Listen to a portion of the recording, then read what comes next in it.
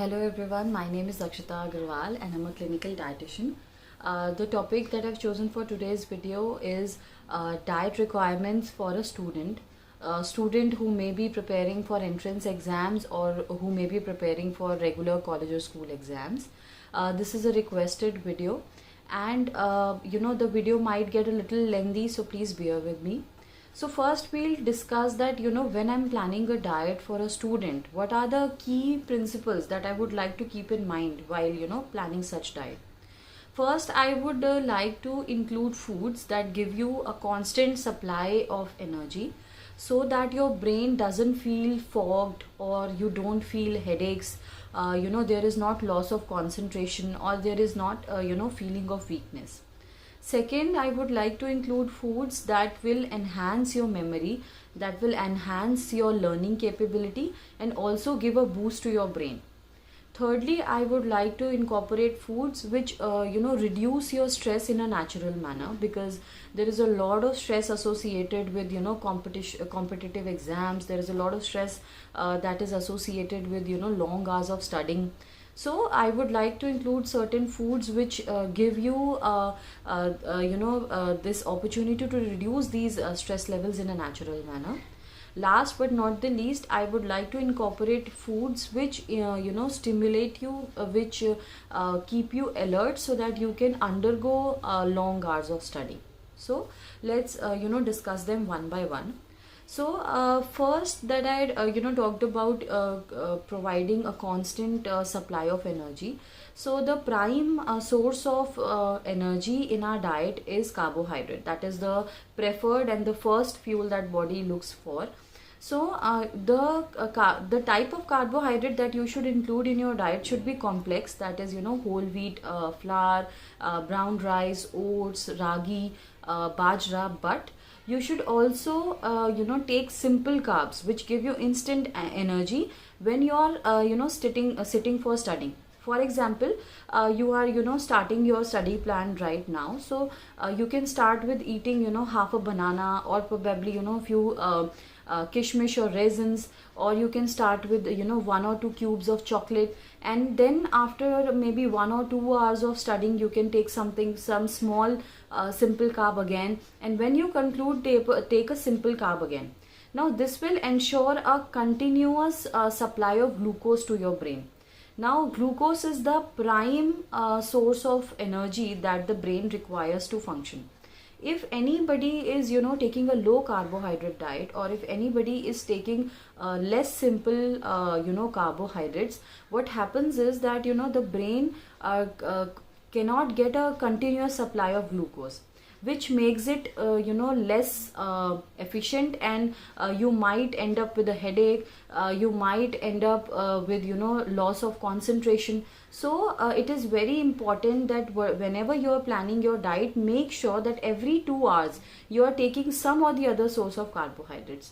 To understand more about sources of carbohydrates, you can watch my video on diabetes and carbohydrates. There I have discussed the examples of complex carbohydrates and simple carbohydrates. Now moving on to the foods that will enhance your memory, your concentration, your learning capabilities.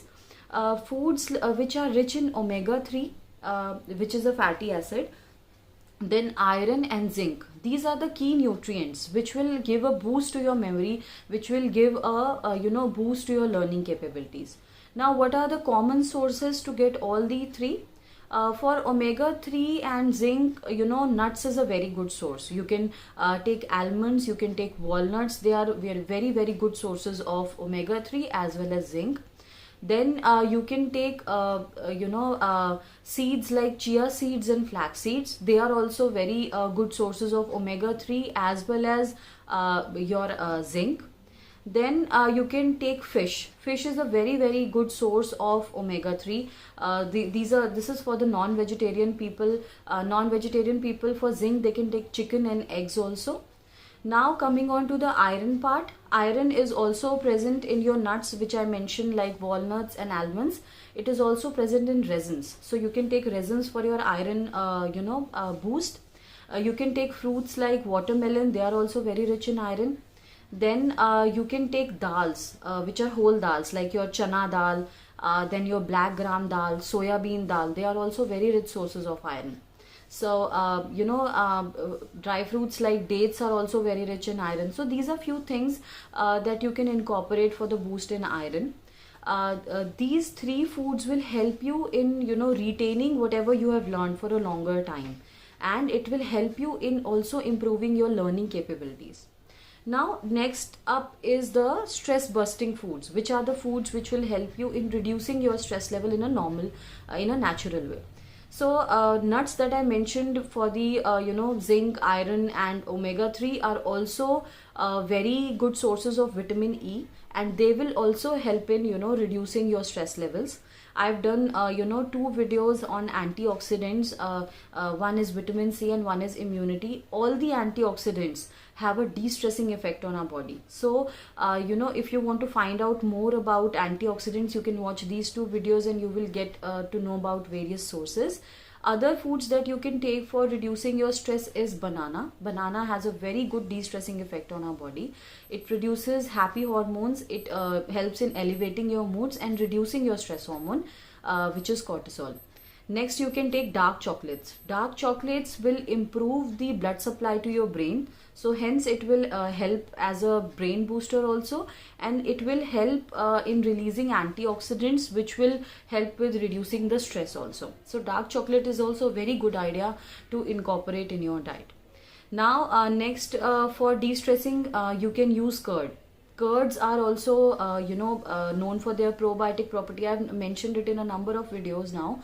Probiotics also help in reducing the stress associated with indigestion in the body. So, including curds is also a very good idea in your diet. Now, finally, we'll come to the foods that will, keep you alert, that will keep you stimulated. So, coffee is a very good example of, such foods. So, coffee is, known to activate certain neurotransmitters in your body, which help in staying alert, and they help in fast learning, and, they activate your brain and they keep you more alert. Your retention power increases. So, 1 cup of coffee every day is highly recommended for all the students. But do not overuse coffee because it is dehydrating. So, final point that I would like to cover in the diet for students is that please hydrate yourself. Most of the time, due to long hours of sitting, we forget to, drink enough water. But water has numerous important functions in our body. It, starting from maintaining your body temperature to regulating your blood pressure to, providing oxygen for releasing calories from the food. So water is an inevitable part of our diet, and make sure that you're drinking enough water so that you don't encounter any of the side effects.